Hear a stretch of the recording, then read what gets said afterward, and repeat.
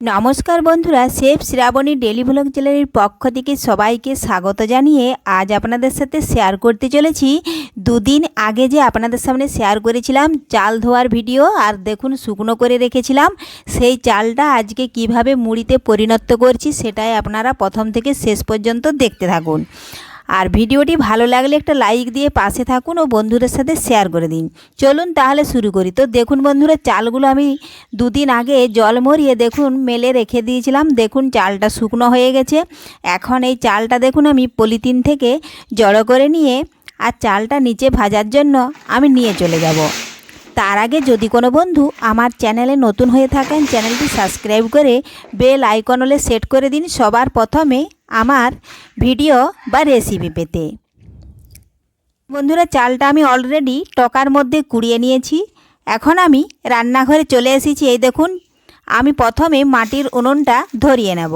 তার জন্য দেখুন বন্ধুরা, মাটির উনুনের প্রথমে আমি দিয়ে দিচ্ছি এগুলো ফার্নিচার দোকানের যে কাজ হয়, দেখুন চেরাই করা হয় যে কাঠগুলো ওরা রেঁদা করে বা ছুলে দেয়, সেই গুঁড়োগুলো দেখুন আমি নিয়েছি। সেগুলো প্রথমে আমি দিয়ে দিলাম নিচে। এগুলোতে কিন্তু উনুন ভালো ধরানো যায়।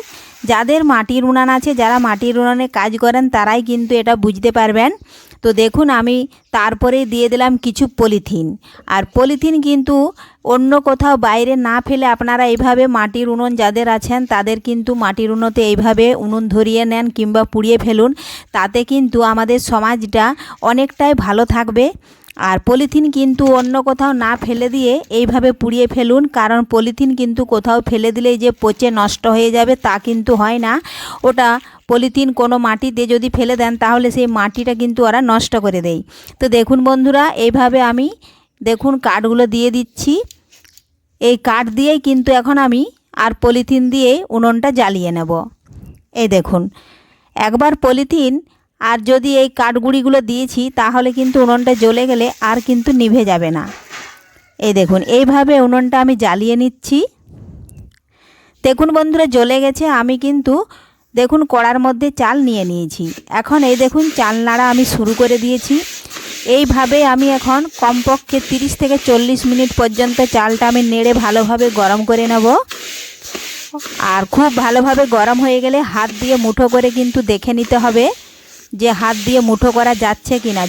যখন দেখব যে হাত দিয়ে মুঠো করা যাচ্ছে না, মানে খুব গরম হয়েছে, সেই সময় কিন্তু নামিয়ে নিতে হবে।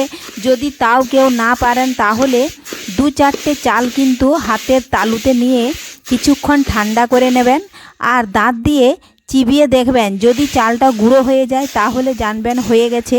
আর যদি না গুঁড়ো হয়, দাঁতে বসে যায়, তাহলে কিন্তু চালটা হয় না।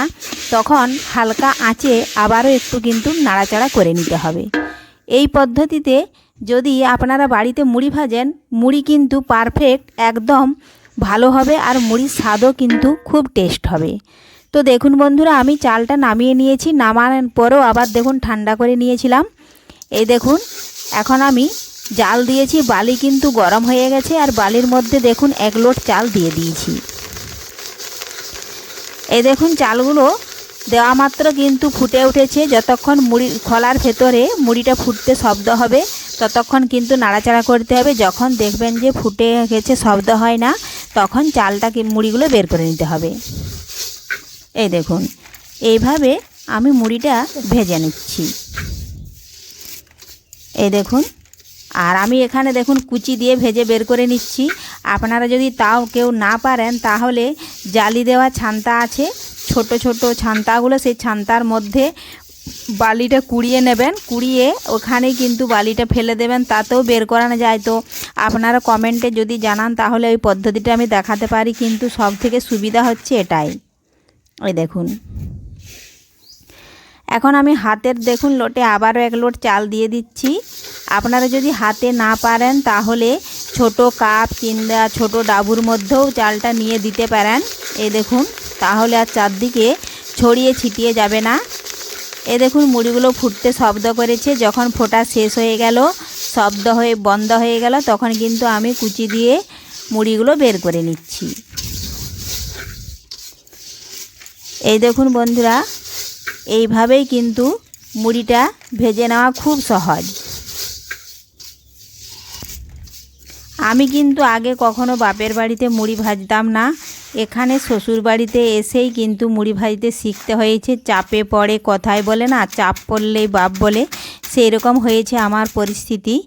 এখানে শাশুড়ি মুড়ি ভাজতেন, তো শাশুড়ি প্রত্যেক দিন যখন মুড়ি ভাজতেন তখন কিন্তু আমি কুড়িয়ে দিতাম মুড়িগুলো চেলে, কিন্তু তার মাঝখানেও শাশুড়ি মাঝে মধ্যে আমাকে কথা শোনাতো, প্রত্যেক দিন মুড়িগুলো কুড়িয়ে দিচ্ছে, কোনো দিন ছাঁকতে মন যায় না, কিন্তু আমার শাশুড়ি কোনো দিন ছাড়তো না, কারণ আমি কোনো দিন মুড়ি ভাজি না, তো পারবো না, মুড়ি হয়তো চয়ে যাবে কিংবা পুড়ে যাবে, এজন্য ও কোনো দিন আমাকে মুড়ি ভাজতে দেয়নি, দেবেও না, কিন্তু কথা শোনাতো। কিন্তু আমি অন্য লোকের খোলাতে শিখেছি মুড়ি ভাজা, জেদ নিয়ে শিখেছি, আর জেদ নিয়ে শিখেছি বলেই হয়তো আজকে আমি এত দূরে আসতে পেরেছি।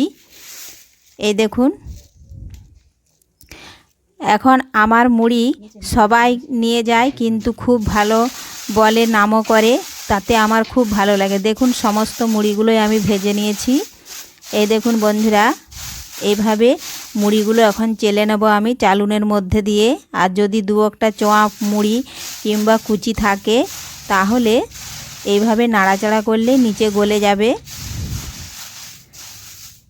আমি কিন্তু বাড়িতে মুড়ি ভাজি আমাবস্যা, পূর্ণিমা, বৃহস্পতিবার, এই বারগুলো বাদ দিয়ে আমি বাকি বারগুলোতে মুড়ি ভাজা হয়।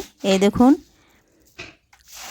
আমরা যদি শুধু বাড়িতে মুড়ি খেতাম তাহলে কিন্তু আমাদের পরিবারে অনেক কম ক্যান্ডিডেট, তাহলে একদিন ভাজলে অনেক দিন যেত, কিন্তু আমাদের বাড়ি থেকে অন্যান্যরাও মুড়ি নিয়ে যায়, কারণ যারা কোনো দিন খেতে পারে না প্যাকেট মুড়ি বা মেশিন মুড়ি, তাদেরকে দেওয়া হয়, এজন্য মুড়িটা আমাদের একটু বেশিই ভাজতে হয় একদিন ছাড়াই।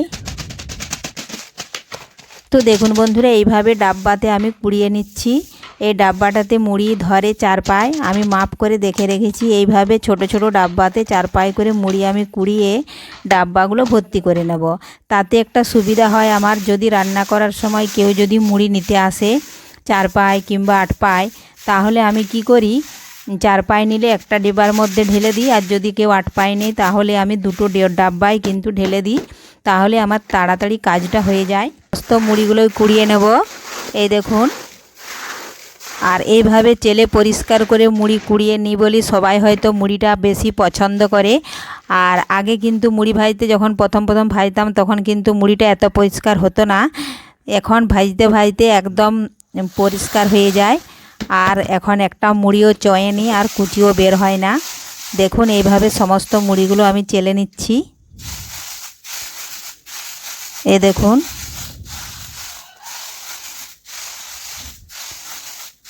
মুড়ি ভাজা যদি একটু কষ্ট হয়, কিন্তু বাড়ির ভাজা মুড়ি খাওয়া কিন্তু খুবই ভালো। এইভাবে আপনারাও যদি শরীর সুস্থ রাখতে চান তাহলে মেশিন বা প্যাকেট মুড়ি না খেয়ে আপনারা বাড়িতেই কষ্ট করে একটু মুড়িটা ভাজুন, তাতে কিন্তু শরীর অনেক উপকারে আসবে। কারণ মেশিন বা প্যাকেটের মুড়ি ওরা ভাজে, ওরা কিন্তু আমাদের মতন চাল ধুয়ে পরিষ্কার করে না, ওরা কিন্তু বস্তা মতো চালে সামান্য জল ছিটিয়ে চালের লবণটা মাখিয়ে নেয়, এই জন্য ওদের মুড়িটা কিন্তু খাওয়া একদমই ভালো নয়। খেলে অনেকেরই হয়তো পেটের প্রবলেম হয়, গ্যাস অম্বল লেগেই থাকে। এই দেখুন, আমি এটাতে মেপে দেখাচ্ছি, দেখুন 4 পায় মুড়ি ধরে। তো এইভাবে আপনাদের যদি আজকের এই মুড়ি ভাজার ভিডিও আপনাদের ভালো লেগে থাকে, লাইক, শেয়ার, কমেন্ট করতে অবশ্যই ভুলবেন না। দেখুন বন্ধুরা, আমি সমস্ত মুড়িটাই দেখুন এইভাবে মেপে দেখালাম একটা ডিবাতে, 4 পায় হয়ে গেছে। এখন ঢাকনা বন্ধ করে রেখে দিয়েছি। বাকি মুড়িগুলোও দেখুন এইভাবে, দেখুন দুটো ডাব্বার মুড়ি একজন কিন্তু নেবে, দেখুন মেপে দিয়ে দিচ্ছি। আর এই দেখুন 100 টাকা দিয়েছে, মানে 10 টাকা পায়, 40, 80 টাকা, আর 20 টাকা ওনাকে ফেরত দিয়ে দেবো। আর দেখুন বন্ধুরা, বাকি মুড়িগুলোও কিন্তু আমি অন্য জায়গাতে এই একই রকমভাবে চেলে কুড়িয়ে নেব।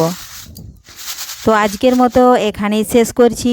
তো দেখুন বন্ধুরা, সমস্ত মুড়িগুলো আমি এরকম দেখুন ডাব্বাতে কুড়িয়ে নিয়েছি, তাতে কিন্তু অনেক সুবিধা। যদি আপনাদের বাড়িতে কোনো ছোট বাচ্চা থেকে থাকে, আপনি যদি কোনো কাজ করতে থাকেন, তখন বাচ্চাকে খেতে দিতে হবে না, ও কিন্তু ছোট ডাব্বা থেকে নিজে নিয়েই খেতে পারবেন, এজন্য আমি ছোট ডাব্বাতেই রেখেছি।